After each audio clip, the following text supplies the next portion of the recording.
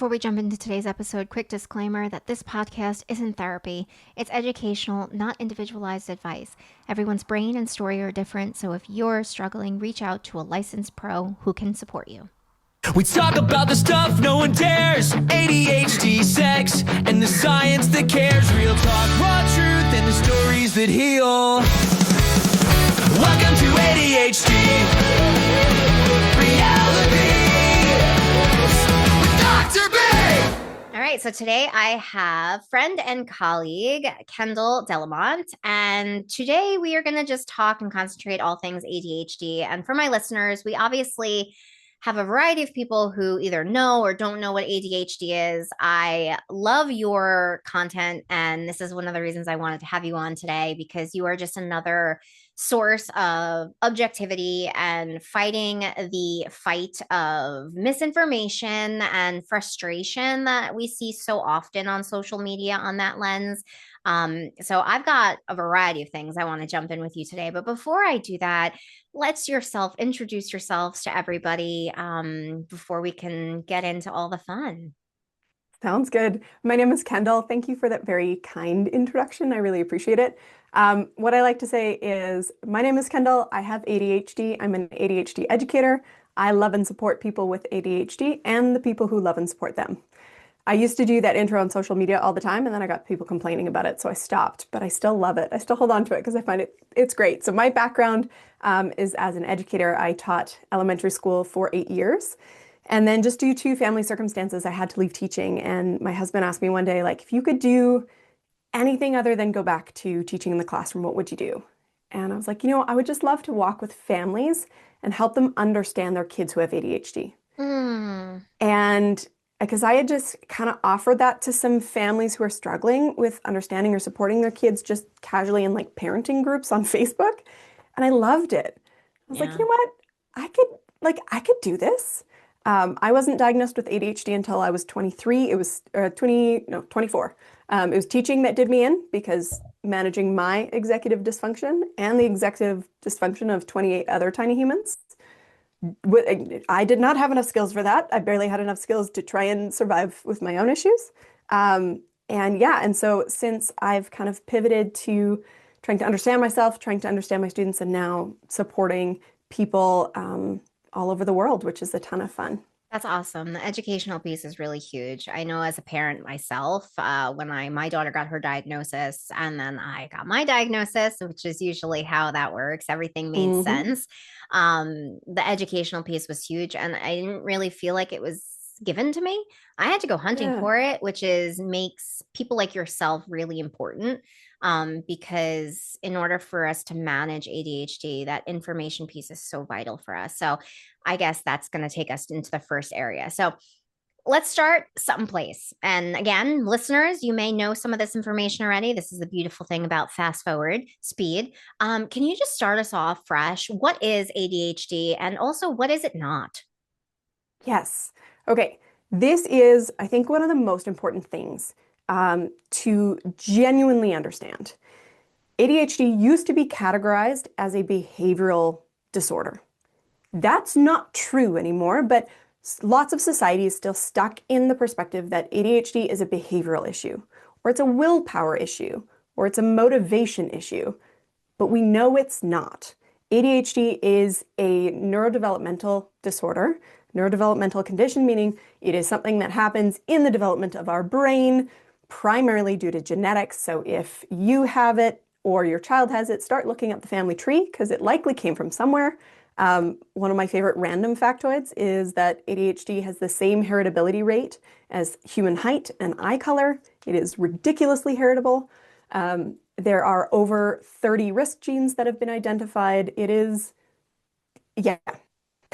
there's so many risk genes, the selection of genes that you acquire is going to determine how your ADHD presents. And that's why ADHD can look so different for so many people. That's part of what makes it so darn complex. And it's not types of ADHD, it's presentations, because we can move through those in lifetime. We can move on depending on the environment. If I'm unmasked, oh baby, I am combined presentation, meaning inattentive and hyperactive impulsive. If I am having to really mask hard, you'll see way more of the inattentive, but not the hyperactive impulsive. So we can present differently in different environments, different stages of life, depending on what the stressors are in our world. But ultimately, when we look at the DSM or the ICD, we're looking at three primary traits. I call them traits, not symptoms, because language is important, is the biggest thing, I think, in that every ADHD trait has both a challenge and a beauty associated with it. It's a double-edged sword. And often, when we're first diagnosed, the challenges outweigh the beauty because the challenges aren't being properly accommodated. And when we can accommodate the challenges, the beauties are able to shine through, right? You can't have creativity without impulsivity. You cannot structure creativity. It needs impulsivity. So, those two go hand in hand. The hyperactivity of the brain, I would come up with brilliant teaching ideas in my sleep and not know who to credit because I just wake up with this idea and be like, oh, who should I thank for this? And it's like, oh no, my own brain in the middle of the night because it doesn't stop, right? Everything's a double-edged sword. So we know the big three, although inattention isn't actually inattention, it's dysregulated attention. Sometimes too much, sometimes too little. We have a Dr. Marcy Caldwell refers to it as a filterless brain. Way too much just comes in, and it's hard to filter through that. Then we have executive functions. These can be divided up into many different ways. I've seen as few as 4, as many as 10 or 12. I go with 8, I think I have. Yes, I'm looking over here because I always forget 1 or 2 because working memory is an executive function that I struggle with. There you go, it's fair. So organization, both of internal, inside the brain, organizing our thoughts, as well as external organization of our stuff. We've got working memory. We kind of have fewer spots to hold information, and because of the filterless brain, more things are booted out of those spots. Planning and prioritizing, self-awareness, both awareness of how we show up in the world, but also internal body signals, task initiation or task completion, struggle with starting and finishing up the little finicky details at the end. That's why you can walk into an ADHD home, you're like, oh, 3 almost completed home renos. Look at that. That's my Welcome house. to my home. Double ADHD home right here. Then we have time awareness or time blindness. We don't perceive the passing of time. We struggle to estimate how long things will take. We over or underestimate. Emotional regulation, which tends to be the most challenging piece for the majority of adults with ADHD. And then cognitive flexibility or adaptability, transitions, that kind of stuff. So that is ADHD in its whole. And you can see why it's so darn complex when each one of those traits has its own micro scale of how much it affects each individual person. Yeah. And I think also, as you were describing all of this, a few things popped into my head specifically. Is the biggest one of all is that we are all unique. And I think this is one of the reasons why I gravitated towards your work is because you're never generalizing in any of your content. And that's the beauty of why I really like you as a professional and as somebody that I've chatted with outside of just professional reasons. And I think that is something that gets lacked a lot we get caught up within that social media piece. People are using, now this is me saying it, I don't want to put words in your mouth, but we see this trend where people are using ADHD as a way to make money and to sell something, a fixed way of doing. And you just described that that's not the case. And I know this. I work with tons of clients. I'm a licensed professional. So I even get into the mental health piece of the stuff. But you're saying, I think what's really important as we go through this conversation today, that who you are as you're listening, there's a variety of ways you're going to be experiencing these things. And you just brought it down to the fundamentals. It's the genetic piece. It's polygenic, right? Like multiple genes, everyone's genes you're creating your own little masterpiece kind of thing. And then it's deciding and determining and mapping who you are as an ADHDer and then taking it from there. And so I'm just curious, for the work that you do, I think my head goes straight to like, what is the biggest misconception that you see circulating that you would love just to die. I Oh, don't mean to sound goodness. so aggressive here, but like, Yeah. because I think I want to start where we tend to get the wrong things from. Am I making sense with Mhm. that? Yeah. Yeah. Yeah. I hear you. Um, I think there's two different ways to answer this. There is the like what the neurotypical, world or the productivity bros, because, a lot of us with ADHD, especially if we're late diagnosed or we go undiagnosed for a long time, we spend a lot of our life trying to be like, okay, dear productivity bro of YouTube, tell me how to fix my life, right? And so it's all about like, how can I be more productive? How can I be better? How can I, whatever. Um, and that world essentially places moral value on ADHD traits, on neurological differences. Mhm. Time blindness, for example. In North American society, we place a heavy emphasis on being on time. And if you're not on time, you're viewed as not caring, not trying hard enough, not putting in enough effort, not, Yeah. hey, my brain processes time differently. And so, yes, I may have three different timers to make sure I've got enough time. And then I look and I go, okay, I've checked the traffic. I have 10 minutes. What can I do in 10 minutes? Well, my brain doesn't properly perceive time. So I often choose something that takes way more than 10 minutes. And now I'm late, even though I tried to use all my tools. And it's not that I don't care about you, but it's not this moral issue. It's not that I'm just narcissistic and I only think of myself, right? And same with organization. If your house is a mess or you don't fold your clothes because that's a barrier, and in the world, folding clothes is like some sort of miraculous thing that makes you a I good hang person or all my something. I don't clothes. know. I'm a hanger. I'm not a Yeah, folder. hang, fold, toss it in a bin. Doesn't actually matter so long as it's functional for you, right? But society says there is moral value in having a clean, tidy home. There is moral value on doing the hardest, biggest thing first in your day. The eat the frog method. My goodness, hate that method. Dumb for ADHD. It's terrible. And what an awful name that makes no sense. But anyways, doesn't matter. Um, so that's my biggest thing that, when I'm teaching teachers, when I'm working with parents, one of the biggest things I talk about is this is neurological. This is not a moral issue. This is not an effort issue. This is not a just try harder or find the right productivity tool. This is a brain difference that needs to be accommodated. That's like one of my biggest messages. Yeah. And I think honestly, what you had just said though, it's not a productivity tool, but then you hear all these people, even in the ADHD realm, people, and I'm not going to name drop anyone today. I don't want to do that. I want to put you feel free to do you, boo boo. I'm gonna kind of not do that because Fair, I don't have the energy capacity right now. But like fair. there are some people in our field that are pretty big named, and I'm like seeing them as walking contradictions in a lot of the things that they are doing, the books that they release, and it's just like, Yeah, what is going on? Like, you know what I yeah. mean? And I think there's a difference between, hey, here's a tool that might work, and here's the thing that's going to fix your life, Yeah, right? And that's part of the space that I'm trying to fill. I'm not a psychologist, I'm not a counselor, but I'm also not a coach who goes, hey, here's a tool, try this, or what do you think might help you? I'm going, hey, let's help you understand your brain. Because when you understand your brain, then you can understand why tools are going to work for you, what yeah, your brain needs, and what's going to fill that gap. And then you can go about figuring out tools. Because the other piece of what I teach is what I call the tool cycle. Every tool will stop working for you. That is yeah. the nature of the ADHD brain. I It love is that.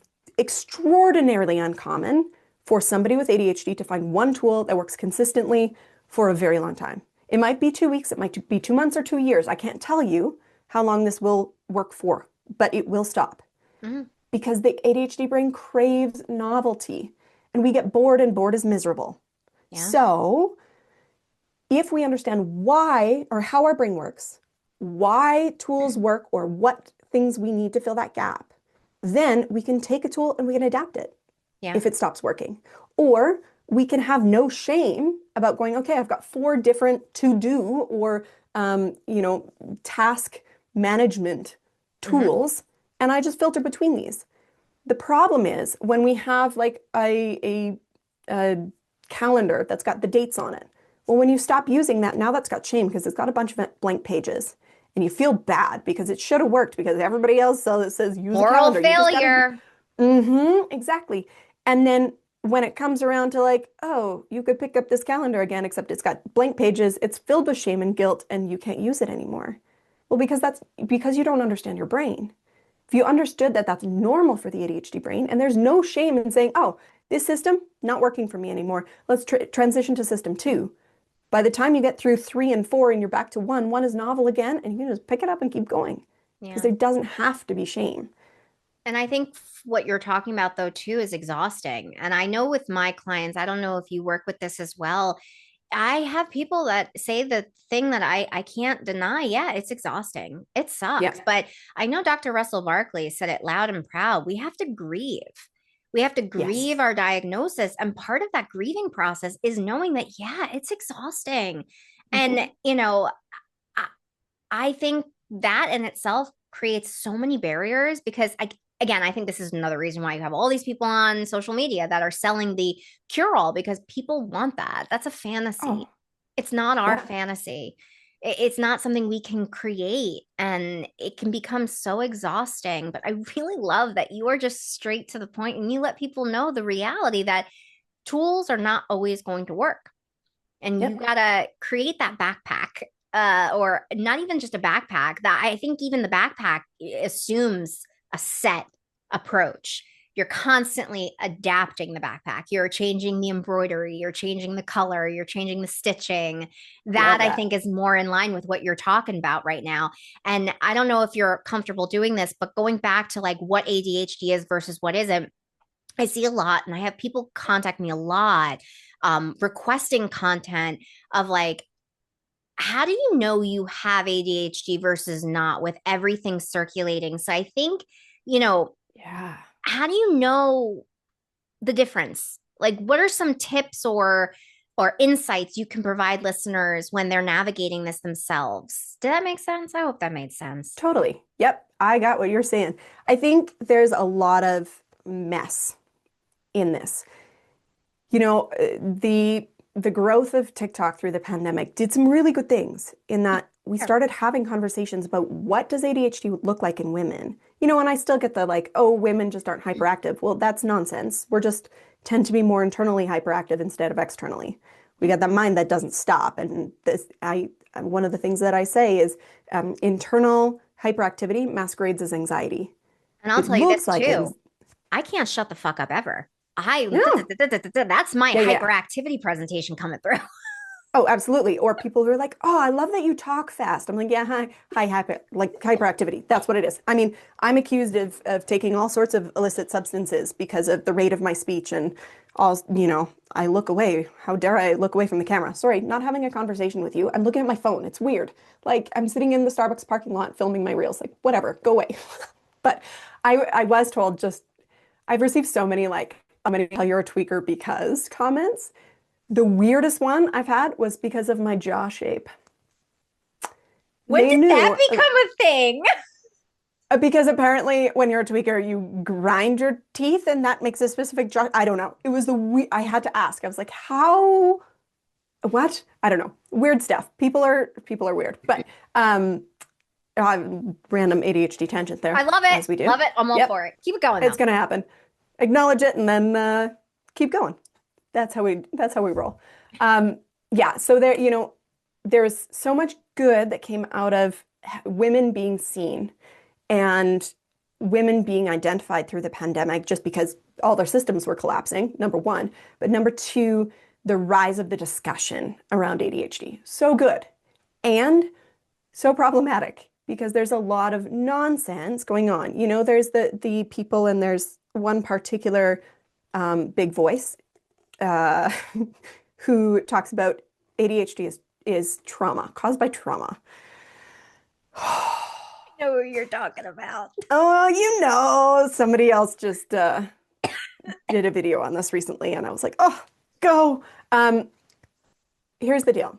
PTSD and ADHD have a lot of overlap, but Mhm. there's difference in that PTSD has a specific onset, and with therapy, it ends. And the focus of the rumination, the focus of the emotional dysregulation is on the trauma, not everything, Mm, right? So yeah. part of what we need to consider is this an all the time,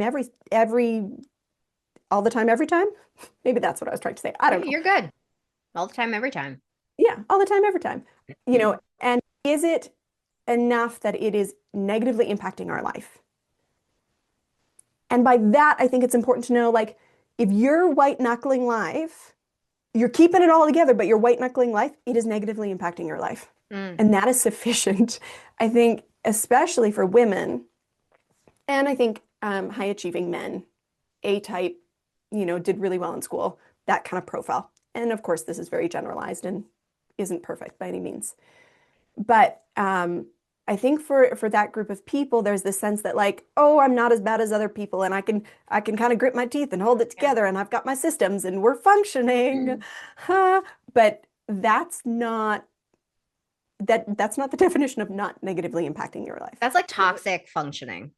Yeah. Oh, 100%. Or like I was working with an organization because we in Canada we have a tax credit that you can apply for, and ADHD counts towards it. And so I was working with them to fill out the forms, and she was like, like you realize that like if you have to set multiple timers to remember to go pick up your kid from school, like you're accommodating yourself. Like that's a time blindness issue. That's not like a Hmm. typical experience. I was like, Yeah. oh, really?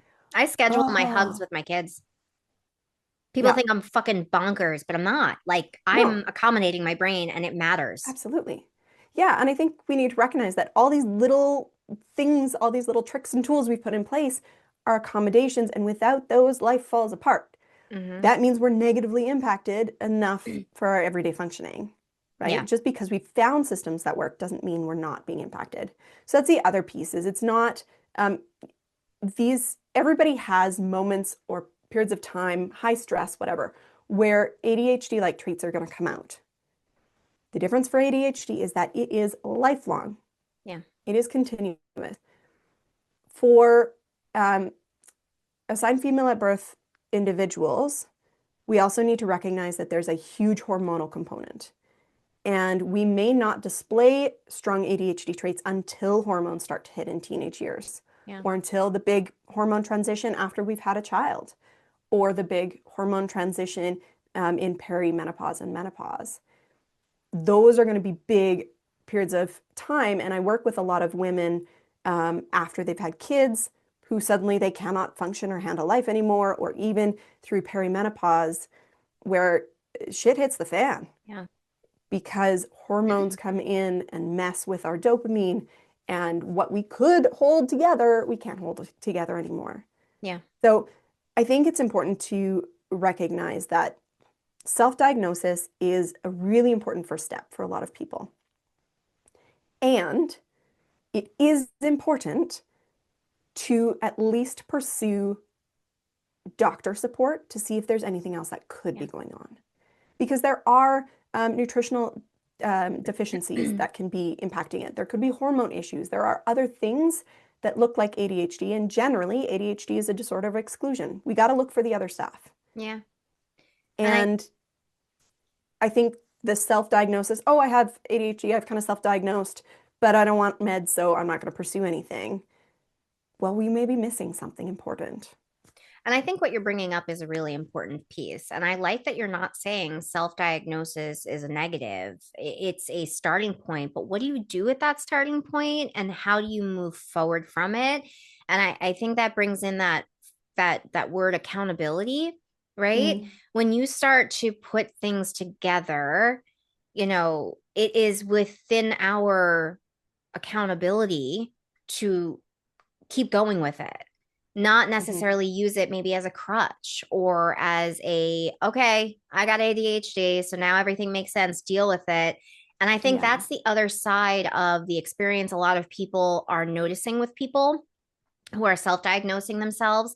And again, we can't generalize. Not everyone is doing this, but Yeah, I of do course. see that there is a level of frustration with this idea of self-diagnosis because then what people do with it is they use it as a weapon not Hmm. necessarily as a momentum of changing and adapting. And Yeah. I think that right there is where the self diagnosis can go sideways for a lot of people, is if you just stop. And I like that you said it's actually a good starting point. It's the Hmm. place where it's like, okay, what are we doing? How do we move forward? And I really liked how you said that you weren't against the self diagnosis. And I'm not either. I No. that's how I get most of my clients. They're like, something Yeah, something's not clicking here. Something's making a little sense, but not sense at the same time. And it's like, totally. okay, what are we doing with it? Right. Now, I know you brought up dopamine, and I know dopamine gets a big stage. Can you? I don't even know how I want to ask this question. We know that dopamine is a thing, right? We know Hmm. that. But We know that. what where does it stop? Am I making sense with how I'm going with that question? Like, how much is this really dopamine? Because I think people use that also as a weapon in selling shit and Oh my just, gosh. yeah. So I got you. I just triggered it. Uh-huh. Go, your Uh-huh. stage. Uh-huh. You do you, girl. Oh, the whole dopamine detox nonsense out there drives me bananas. You can't detox from a neurotransmitter, you die. We need it. We need it to function. It does so many things. You know, part of Parkinson's is issues with dopamine. Yeah. Like because dopamine has an impact on the fluidity of our movements. Like dopamine serves so many roles. Or the whole, oh my gosh, okay, oh, so many rants. So I love the the how do I want to phrase this? The like the almond mom type individuals out there. I noble goals in a lot of ways. Good for you. I like my sugar. It'll be fine. But but the whole like I see this all the time. Like, did you know that the majority of the dopamine in your body is created in your gut? So it's actually like diet is really, really, really important. it. I'm not saying giving your body the nutrients it needs isn't important. It is. But it's important to remember that dopamine doesn't cross the blood-brain barrier. You can make all the dopamine in your gut that you want, it will never get to your brain. So stop peddling nonsense and your specific diet or you don't need this or that, you just need to cut out all the things in the world, and then your child will always struggle to feed themselves because it's way too Hmm. restrictive and near impossible to do when you struggle with executive dysfunction. Hmm. You know, and then there's shame for families where parents have ADHD and the child has ADHD. And you're being told, well, you know, you have to follow the super restrictive diet with all these like specially prepared meals and blah, blah, blah, blah, blah. But executive function says no sometimes. Like that takes a lot of effort, a lot of energy. And there's a lot of families where you don't have a full-time stay-at-home parent who can cook all day and create all these specialized meals and a backup because they're not allowed to have pizza at school, you know, like, It's also very linear, and nothing about oh ADHD is gosh, linear. no, no, no. So, you know, I had somebody the other day, again, throwing out the comment like, oh, anything processed is so bad for people with ADHD. No, a smoothie is great and healthy and wonderful. Protein powder is processed, but it is a helpful tool. Like, Hmm. no, processed food doesn't mean bad. It Yeah. means accessible. Is a bunch of processed food not good for us? Yes. Hmm. And also, sometimes my brain likes a little treat, and that's fine too. And I would argue, and this is not indefinite, nothing is indefinite, but like the stress associated with trying to fit a perfect model of doing, I would argue actually can cause you more harm to your body Oh, and yeah. how everything functions than the potential of that specific process thing in that food. Now, again, I'm not saying, processed food doesn't have its negative sides. I know Hmm. you're not saying that, but like to paint this brush of just experience is not fair to the other side of things, which we know stress does 100% affect people. And for ADHDers in particular, if you're living a life that is not aligned with you, you're living a Hmm. very stressful life. And what Oh, does yeah. stress do? And we know what stress does. Toxic for the brain. It's Yeah. so bad. So, yeah, I think it's that ultimately so much of the information online comes down to a lack of nuance, which is tough because I get dragged into a lack of nuance. I get into stupid battles with people in the comment section going like, yeah, but it's this way, and you're seeing it rigid this way, and now we're stuck in this rigid battle because ADHD brains can struggle with cognitive flexibility, right? But everything about ADHD requires nuance. Yeah. It requires that we are looking for the gray, and we're recognizing that nothing is foolproof, nothing is definite. There are absolutely mistruths out there. There are damaging messages out there that I will happily call out because I'm not okay with that. Yeah. But we do recognize that if anybody is constantly in that black and white, this is the thing, or this is the fix, or anything is perceived as black and white, stop eating sugar, anything like that, it's not the full picture. It's Yeah. not the full message.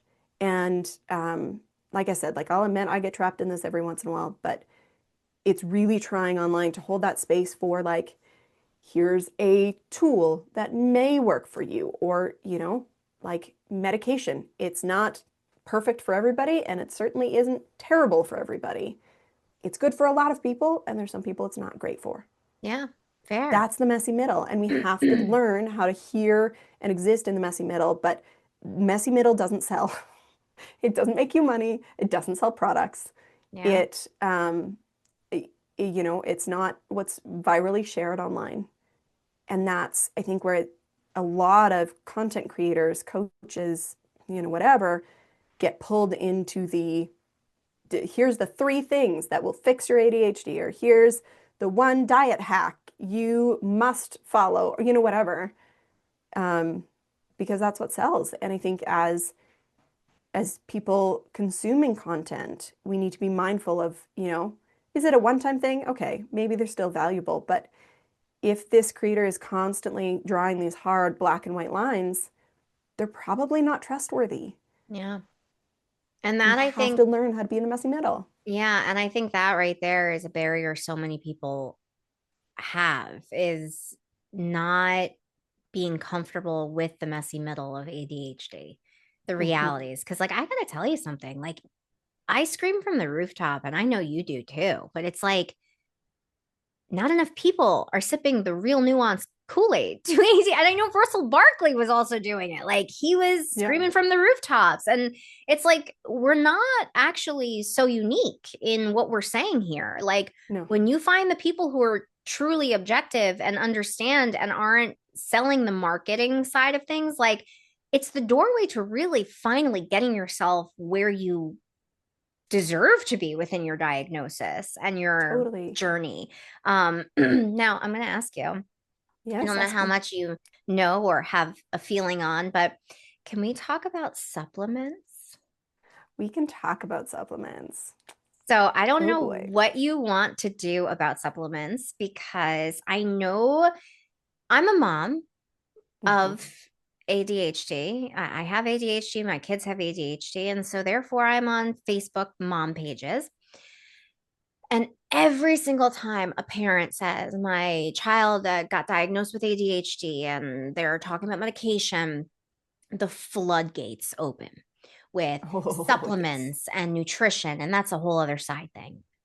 And it's like, I understand with the supplements, there could be benefits, but like, where where's your educational cap when it comes to supplements? I'm going to stop there. I'm going to stop talking because my ADHD brain just is like, I think trying to circulate into a nice sentence. And it's just, there's no way I'm going to create one. So I'm going to No, stop and you no. go. Okay. So I think here's the biggest messaging See, around supplements. No, I have too many. I can't put it into one. that's what I was struggling with. I know, because there's so many directions with this. Number one of the big things that why people trust supplements over medication is a fear of big pharma. What we fail to acknowledge is that the wellness industry, the supplement industry, is a higher earning industry than the pharmaceutical industry. Mm-hmm. Now, is there mess in the pharmaceutical industry? Absolutely, there is, particularly in the US. Yeah. We know that it is ultra messy. Like I feel weird. I'm Canadian. I feel weird when I watch American TV because I'm like, what are all these drug ads? This is so weird because we can't have that in Canada. Like you can't market medication that way. And so at least not to the same degree, or there's much more rigid Yeah. rules around it, blah, blah, blah. And so I understand people's distrust. The problem is that the supplement industry, the wellness industry, is not nearly as regulated. There are many supplements that have other things in it that aren't claimed, or not enough, or too much. Like the consistency isn't accurate, even big brand names, which is scary. And I think supplements are really promoted as like, this is 1,000% of your daily recommended intake of vitamin C. Yay! But we fail to go like, everything can be toxic at a certain dosage. Yeah. Water can be toxic at a certain dosage. Like people die from excessive water intake, from like water chugging challenges, right? Like everything is about that fine balance. Our bodies need balance. So supplements, I'm always hesitant. I've made a rule in my business that I will not accept any sort of promotional offer from a supplement company. I've been approached by many. I will not, just because could that change one day if there is a supplement that has external validated placebo double-blind testing? Sure. I haven't encountered them yet because that's extraordinarily expensive, right? So I won't promote a specific brand. I won't promote a specific thing. But so much of supplementation comes down to, if you are deficient, supplementing it will help. If you're not deficient, it's probably not going to do a lot for your ADHD. If you have low iron, you should be taking iron because your body and brain needs that desperately. And many of us with ADHD are deficient. So it's important, but should everybody be taking iron? Oh, heck no. You get in trouble if you have too much iron in your blood. Bad news bears, right? There's people who have a condition where you have to go give blood regularly because you accumulate too much iron, right? Like, so it's again that fine balance. Vitamin D, many of us can be low, particularly if you live in a cold climate in the winter. Vitamin D is so important. You're not going to see benefits to your ADHD traits unless you're deficient, though, right? And there is ongoing research into things like saffron and L-theanine and all these other supplements that, yeah, there's some indication that it may help. But the dramatic improvement that is being promoted by many of these companies isn't reality. The other piece that we need to recognize, and a lot of moms that are really cheering on specific supplements fall into confirmation bias. And what we expect, like there's a number of research studies that show this in some different fascinating ways. I'll highlight two. One that I learned about in my education degree was a study where they took a group of students and they split them into two classes for the year. And they split them as evenly as they could for IQ, for academic outcomes, for needs, all that kind of stuff. Equal classes, generally, as far as academic outcomes and capacity. But then they told the teachers, you've got the low class this year, and you've got the high class this year. And then they assessed them later on the year, and lo and behold, you had a high class and a low class. It's because what we think affects our behaviors affects the outcomes. It becomes a self-fulfilling prophecy. There's another study that looked at sugar and hyperactivity in kids with ADHD. And so they told the moms, hey, your kid's is going to get a bunch of sugar. We want to assess how it impacts your kid. What the moms didn't know is half of the kids didn't actually get sugar. They got an alternative. And then they sent them all out and observed how the moms interacted with the kids, and then observed the mom's report of how hyperactive the kids were. Yeah. And the kids who did not have the sugar were reported as just as hyperactive as the ones who did. Why? Because moms expected that, oh, my kids had a lot of sugar, they're going to be out of control. That impacted the way the moms related to the kids, which impacted the kids' behavior and outcomes. And we had hyperactivity. Yeah. Right? And similar thing can happen um, with supplementation. It's that placebo effect of we believe it's going to happen. Yeah. And so that impacts our behavior. And then we see the result we're looking for. And so then confirmation bias, we believe it works. Very similar with melatonin. People go, hey, I'm going to take melatonin. It helps me sleep. I take it. I go right to sleep. It's amazing. Well, if you actually look at the real recommendations from sleep experts, you're supposed to take it up to 2, 3, even 4 hours before bed for it to properly do its job. Yep. If you're taking melatonin right before bed, it is entirely a placebo effect. It may help you stay asleep later in the night, but it's not helping you fall asleep. Yep. Right? So it's that we have to be careful, and we got to look for those really quality studies. Or if we like, I'm not expecting everybody to be able to read research studies. It is hard, it is nuanced. You need to be able to understand the statistical analysis. There's a lot behind it. So you can't just look at the abstract and go, yes, I agree. Great, right? Yeah. We need to be able to dive into the study. And I appreciated Dr. Barkley's work for so long. He's now no longer doing his weekly research roundups, which is sad because I love those. But it's helpful to have those of us in the community that know how to read studies to share. Like here, everybody's panicking about the study that says there's an increased risk of cardiac events for people with ADHD. But what the study didn't look at is there's already a pre-existing increased risk of cardiac episodes if you have ADHD. So what is the actual statistical difference? Yeah. Very, very minimal, right? And So it's stuff like that. And I think also what I keep hearing as you were talking about this too, when we're thinking of even just supplements, and it goes back to what you said at the beginning of today's discussion, is that it's individualized. Everyone's biology, chemistry is individualized, which brings up then a other area of concern I have always seen, so you and your body needs a certain amount of things, right? So now that means go see a doctor.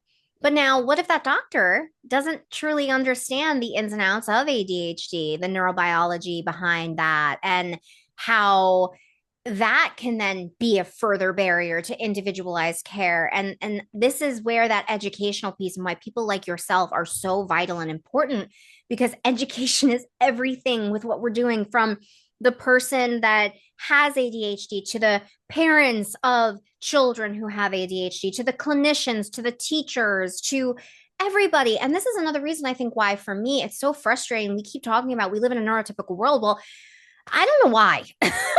Like, we really need to be more diverse with everything we do and the information that we're getting from a very young age. And for me, I know that a lot of people that listen to my podcast are parents, and I know that you come from a background of being a teacher and working with kids. And I think what I would feel very annoyed and bothered by if I did not ask and pick your brain is for those listeners. Can you talk briefly about how a parent, a mom, a dad, a caregiver of children with ADHD can start supporting their homes, their families, and where is a great place to start for those people?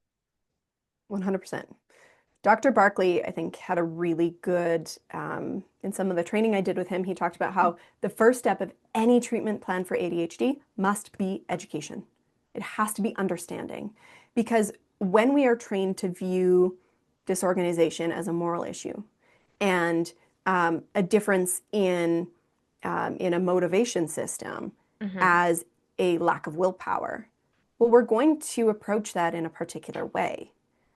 But if we understand that, oh, you struggle with cleaning your room because you struggle with planning and prioritizing, and so it's hard to break apart this one giant task into all its pieces and figure out what you should do first.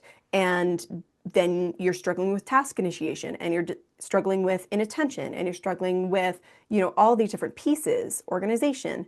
Suddenly we go, oh, this isn't my kid's defiant being a butt. Yeah. This is my kid struggling and they need support. Well, suddenly we're approaching our kids in such a different way. And it's amazing how, just as a parent, changing the way that we approach our kids in their struggles with their ADHD traits from a place of like, come on, you can do it, try harder, like get it going, you got to be cleaning, to, okay, Yeah. I see that you're overwhelmed. Do you need help figuring out what to try first?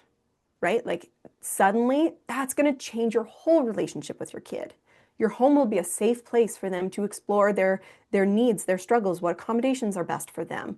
They will feel safe in their failures instead of ashamed of them. Mm. And all of a sudden, our home becomes a much calmer, not chaos free, because Fair. ADHD chaos can be wonderful and fun.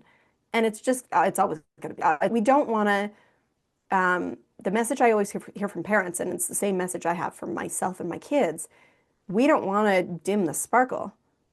We just want a little bit of, we want a little bit less chaos, but we Mm. don't want to get rid of the sparkle, right? That's a concern with medication. It's a concern with labeling or, whatever. Education needs to be the first step. Then we can look at, are there supplements we need to pursue because we have deficiencies? Is medication something we need to pursue? How do we find academic accommodations or modifications for them? We cannot go to all those. But if we don't understand ourselves, if we don't understand our kids, if we don't understand how their brain works, we will never choose tools that will work with them. Mm. We'll choose tools that fight their brain. Yeah. So that's got to be the first thing. So, I mean, finding reliable, good creators online is important, certainly. Personally, I started what I do. So I have, I've written 2 digital courses. I'm working on a third right now. So I've written one for parents of kids who have ADHD. I've written one for adults with ADHD and their spouse or partner, whether neurotypical or neurodivergent as well. And I'm in the midst of writing one for teachers to support students in the That's classroom. awesome. But everything I saw out and available, I got frustrated with because it Yep. was short. It didn't cover everything. It was just about here's a handful of tools, or here's how you better relate to your kid with ADHD. Spend time with them every day. Do this, this, then this, and this. Good luck, right? And I'm like, nah, that doesn't set people up for success because tools never last. Hmm. They don't. So you need to understand your kid's brain. Why are they struggling? What is the struggle? Why are they struggling? What's going on in their brain? What's in the way? Then we can look at what tools might work so Yeah. that now you're empowered as a parent to go forward supporting them appropriately. Um, and so that's what I built because it was the thing that I saw that was missing. Yeah. You know what? I'm not a clinician. That's not my role. My role is to educate and to Hmm. give you the information so that then you can support your child or your spouse or yourself. And then from there, then we access other tools that are necessary. Your kid's Hmm. really anxious? That's not my job. That's not my specialty. That's beyond my scope, my friend. Yeah. You know, go reach out to a clinician. And doctors are wonderful, but they don't have time realistically in North America with our healthcare systems. They don't have time to sit and do a full education on how do all these different medications work in the Yeah. brain. Why are they beneficial? What are the side effects? How can we mitigate these side effects? When should you not accept this as a side effect? Yeah. That's where I can step in as an educator that, coaches can't step in. That's not their role. That's not their job. Doctors don't have the capacity or time. And that's where I try and fit in because that's what was missing. Yeah. Fair. No, and I think also, uh, as you were explaining that too, as a parent, and you were specifically talking about the cleaning, I resonated with that so deeply. And I feel like a lot of us who are either late diagnosed ADHDers or got our diagnosis even as a child, but the educational piece was missing from our family and the people Hmm. that we were working with.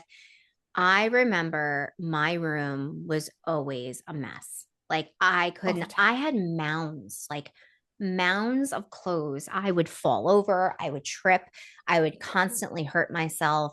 I would have food, I would have wrappers. And Hmm. I just always got told I was messy and gross. And every once in a while, my mom would be able to come in and clean it all up for me. And then it would happen again. And she thought the reset was going to be what needed, but she was my executive function. There was nothing, there was no system in place. And for our house in particular, because you were speaking volume to how this can help parents with children who have ADHD. I think the other layer is when you have ADHD, it's so hard to be your children's executive function or Yeah. for your executive function to tap into the curiosity and figure out ways of adapting.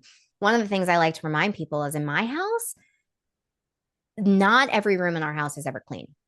So, what I mean Hmm. by that is like, I help my daughter clean her room all the time.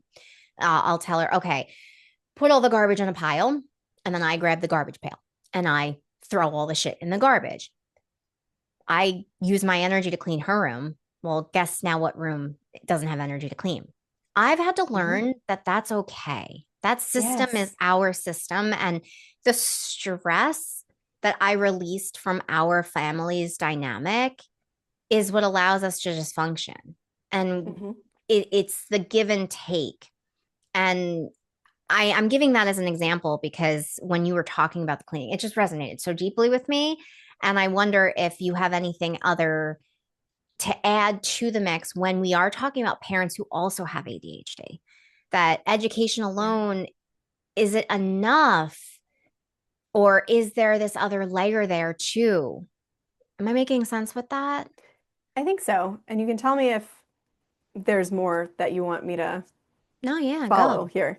But I think number one, I was talking about this just yesterday in my ADHD, in my adult ADHD course in our group calls.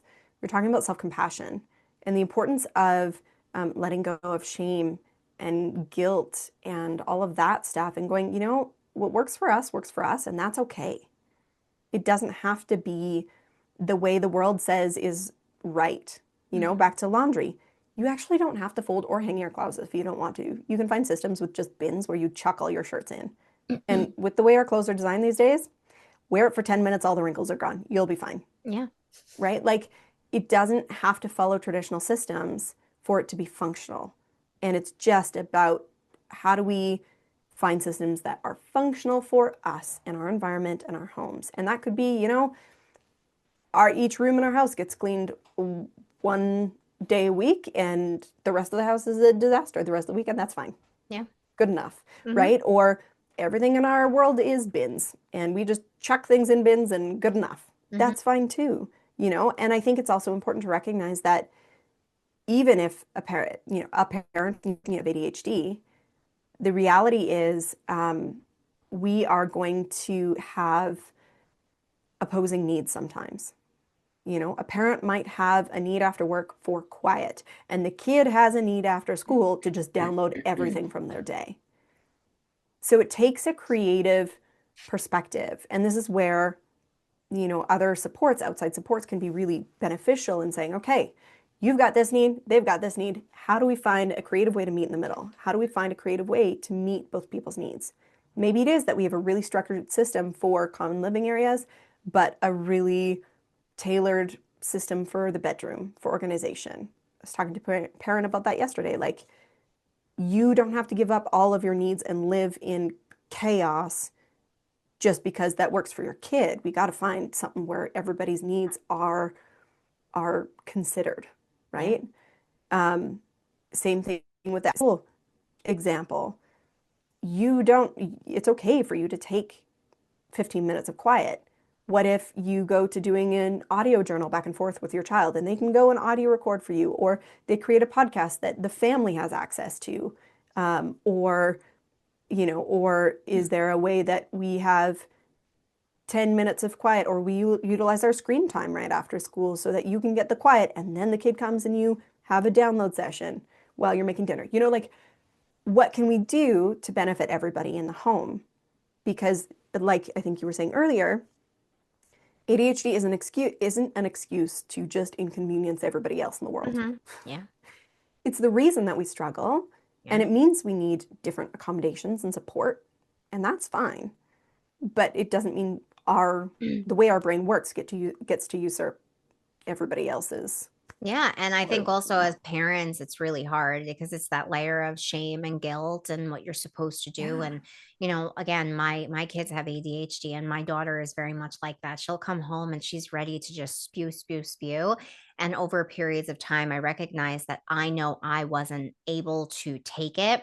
But she also has ADHD. So there's the dysregulation piece that comes from me either not masking and setting a boundary because I don't want to be interrupted or I can't be interrupted, or then having to mask and then feeling Hmm. burnt out. So we created a system where when she walks through the threshold of our house, like it's a reminder for her to. And so what we did is we start doing voice notes. So she gets everything that she wants to say. And then when I come out of my office, we unpack it.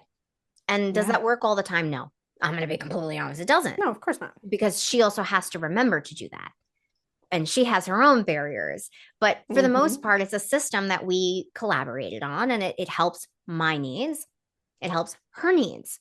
But it Yeah. also reinforces that a system doesn't always mean full on 100% execution either. And it's okay Oh, though. no. But at least we're collaborating and we're not making guilt or shame or what we think we should be doing uh, adding to the fuel of exhaustion or burnout. Because you're right, ADHD isn't an excuse. I say it all the time. It's data. It's just Yeah, data. And what are you doing with that data though? And so I totally. think everything that you've said today is just so vital. And I think if I could put it in a nice little bow, it's ADHD isn't one thing. Hmm. It's a you thing. And it's finding out who you are and what your canvas looks like. And the only way you can do that is through the educational piece and really getting the real, true education, not the marketable shit that's trying to take your money, not the thing that's trying to sell you a fix. It's the layers, the nuance. And when you can Hmm. get that, you can lean into learning how to be a creative, curious individual on how to navigate your life. Would I be safe to say that that's kind of what you're saying here today? That, and we got to learn that there is a messy middle, and the messy middle is the best place to be. I love it. I love Because it. the messy middle doesn't expect there's perfection, or perfection, and then there's failure, and those are the only two options. Yeah. There's also that we have a system that works most of the time, and there's going to be a messy middle where there's times where it doesn't work and it falls apart, and that's okay. We So can live with basically, you're that. asking people to learn to be human. Yeah. Yeah. Yeah. And I think that's one of the challenges of being late diagnosed for many of us is that what we've thought to be human is to, the messages from teachers of if we would only apply ourselves or not reaching our potential or any of those toxic messages that, we feel like we just have to do way, way too much. One of the phrases that came to my brain as I was talking that I really like and so defines my experience is says having ADHD is like putting in 100% effort or no, hang on. Let me try that again. Having ADHD is like putting in 350% effort 100% of the time, but only getting 50% of the results and being accused of only putting in 10% effort. Girl, that's a long fucking quote for you to remember. So you did It's in good. there. Thank you. Yeah. I always get the first two mixed up and I'm like, no, no, no, that doesn't make sense. But that was my story. I couldn't work after school. I was exhausted. My brain was done. So I would set an alarm for 2 in the morning, get up, do my homework so I wouldn't get in trouble for not doing it and or for lying that I didn't have homework or I'd already done it or whatever because I just couldn't after school. And then I'd go back to sleep at 4 in the morning and get up and Yep. try and function. You know, that's the giving 350% effort 100% of the time, but then being told you're not trying hard enough. Yeah. It's And it's it sucks. it sucks. It It sucks. And does. that's where that like we need to live in the human reality that there's a messy middle, nothing's perfect all the time, and it doesn't have to look like what the world says it has to look like. Yeah. And I would even go one step further, and I wasn't going to until you mentioned this, because you just represented my daughter to a T, my 13-year-old daughter.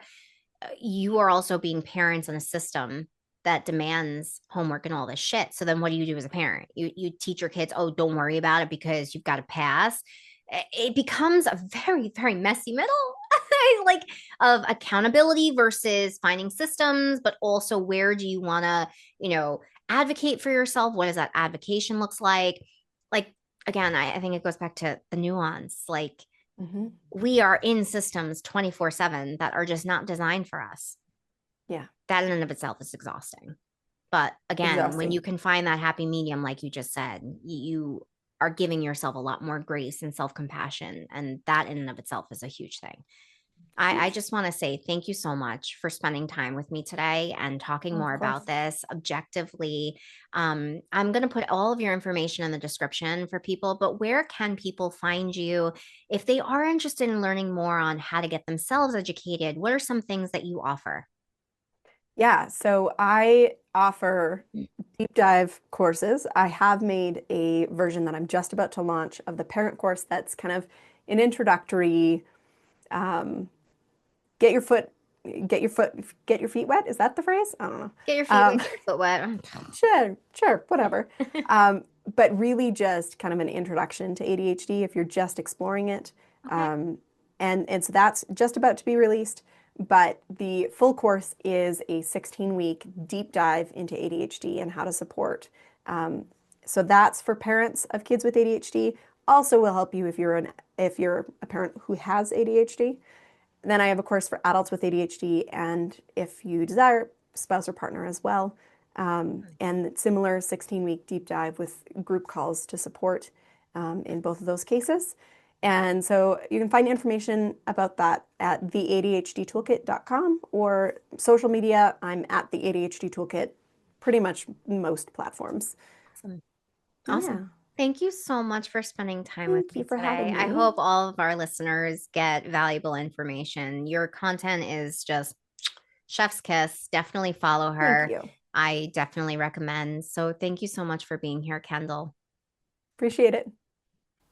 Thanks for hanging out with me on ADHD Realities. Hit that subscribe button and share it with a friend who gets it. And always remember, your brain isn't the enemy. Work with it and not against it. Until next time, everyone, be well.